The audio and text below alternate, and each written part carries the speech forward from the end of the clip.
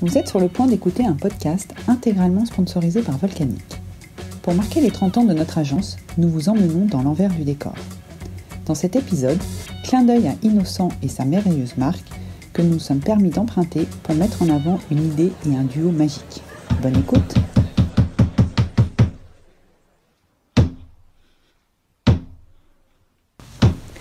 Hier, j'étais tranquillement en train de prendre ma pause déjeuner quand Camille, ma collègue, rentre à l'agence, l'air particulièrement contente.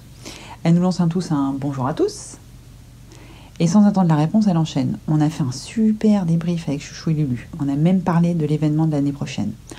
On a bien rigolé avec Chouchou et Lulu. Ils sont même arrivés avec un bonnet de laine sur la tête. Moi, c'est Caroline et je suis dans le métier depuis une bonne quinzaine d'années. Camille rentre en fait du débriefing de notre événement du mois dernier pour Innocent. Elle était avec Chouchou et Lulu, un duo de choc. Bref, je vais quand même vous les présenter. Chouchou, c'est le roi du planning et de la production. Il se fout complètement de son look. Un jour, en jean basket, le lendemain, en cuir Santiago. Chouchou, c'est un addict de l'événementiel. Il se définit lui-même comme une folle scénographe. Je ne suis pas folle, vous savez. À la base, rien à voir, il est architecte. Il trace tous ses plans au crayon de papier. Chouchou, il sait même pas comment marche un ordinateur. Et son portable, c'est un Nokia 3310. Malgré ce léger décalage technologique, il est l'homme le plus précis et le plus maniaque que j'ai jamais rencontré. Quand il bosse, c'est Sherlock Holmes. Et Lulu, lui, c'est l'homme des idées. Il est très très expressif et toujours de nature positive, joyeuse et optimiste. C'est le créatif. Il invente des scénarios, des mises en scène. C'est vraiment quelqu'un d'improbable. Enfin, moi, je pense que tous les humains sont improbables, mais lui, il l'est particulièrement. Avec Chouchou, ils sont totalement complémentaires en fait. L'un imagine et l'autre exécute, avec une rigueur et une exactitude diabolique. Pour l'un, ce qui compte, ce sont les costumes, le son, la lumière. Et pour l'autre, le fond, les messages, les textes et le coaching des intervenants, des acteurs ou des comédiens. Mais c'est vraiment un duo de choc. C'est avec eux qu'on a donc réalisé un événement pour Innocent avant qu'il soit racheté par Coca. Pour que vous compreniez bien l'histoire, il faut que vous sachiez qu'en fait, chaque année, Innocent organise son Big Knit au profit des petits frères des pauvres. Le concept, hyper simple. Tricoter pour vendre des bonnets. Toutes les ventes en fait sont donc reversées à cette association. Donc cette année, on les a convaincus de réaliser une version collaborative du Grand Tricot. L'idée, c'était en fait de réunir 500 tricoteurs et tricoteuses pour créer des centaines de bonnets. Des millions. Donc on avait réalisé une pièce de théâtre qui racontait toute l'histoire d'Innocent. Donc on utilisait des décors, leurs dessins qu'ils avaient fait au crayon de papier au début.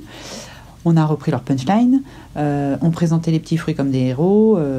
On présentait aussi des animaux qui mangeaient des légumes avec un slogan qui allait bien, qui était « Vous ne risquez rien puisque nous testons nos produits sur des animaux ». Bref, le scénario de la pièce comique reprenait toute l'histoire d'Innocent. Donc ça allait de la start-up anglaise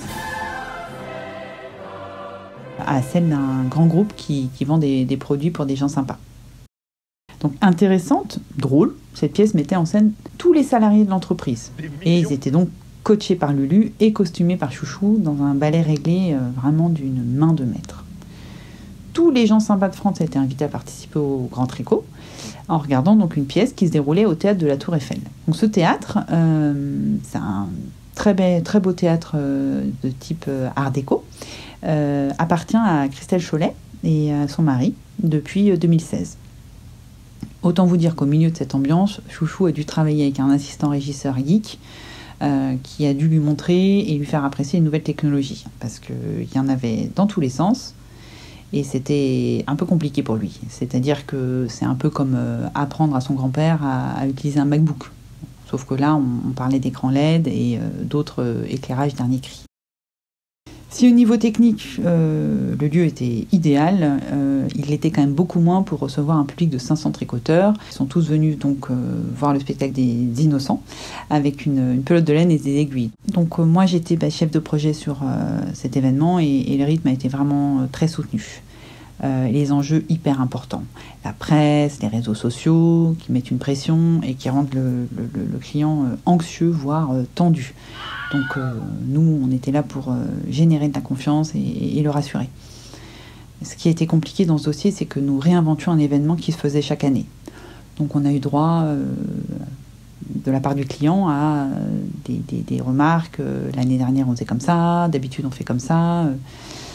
Donc, avec mon duo magique, on a dû gérer un événement annuel pour une marque qu'on faisait sortir en fait de sa zone de confort.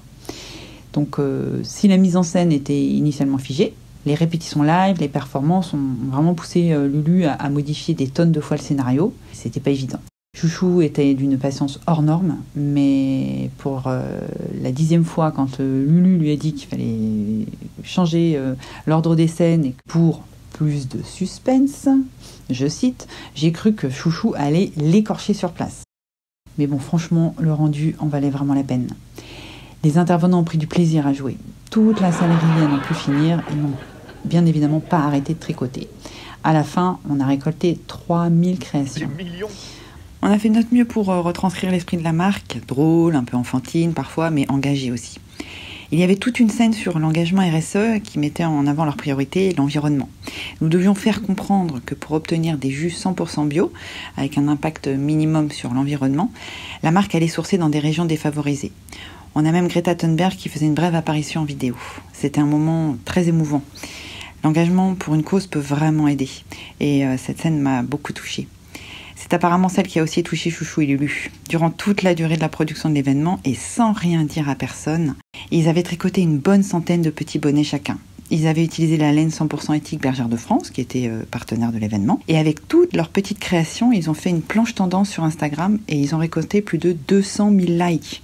Chaque bonnet a son histoire en commentaire, c'était vraiment très drôle et très décalé. Et grâce à leur silencieuse action, Chouchou et Lulu ont su mobiliser les internautes en marge de l'opération événementielle. Quelques semaines après l'événement, en fait, ils m'ont révélé que l'une de leurs passions était le tricot. Alors, puisqu'ils en ont eu l'occasion, ils ont donné un petit peu plus de leurs heures de travail. Vous auriez vu la tête des clients quand ils ont apporté un énorme flycase rempli de petits bonnets. Je suis certaine que si Balzac avait travaillé avec Chouchou et Lulu, ils auraient écrit La Cage aux folles, et nous l'aurions mis en scène, avec ou sans innocent. Mais ceci est une autre histoire. Après de plus de 15 années événementielles, je suis toujours persuadée que j'ai la chance d'évoluer dans un monde où tout est possible et rien n'est écrit. Je n'ose vous le dire, mais notre duo de choc a disparu sans laisser d'adresse depuis. Alors, si un jour vous croisez Chouchou et Lulu, prévenez-nous car ça nous ferait plaisir de boire un verre avec eux et puis de parler du bon vieux temps.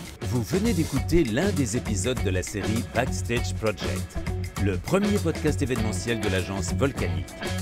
Ne manquez pas d'écouter et de partager nos autres épisodes et surtout dites bien au monde entier que l'événementiel est un univers fantastique qui offre d'immenses champs des possibles. Merci de votre écoute et de votre soutien.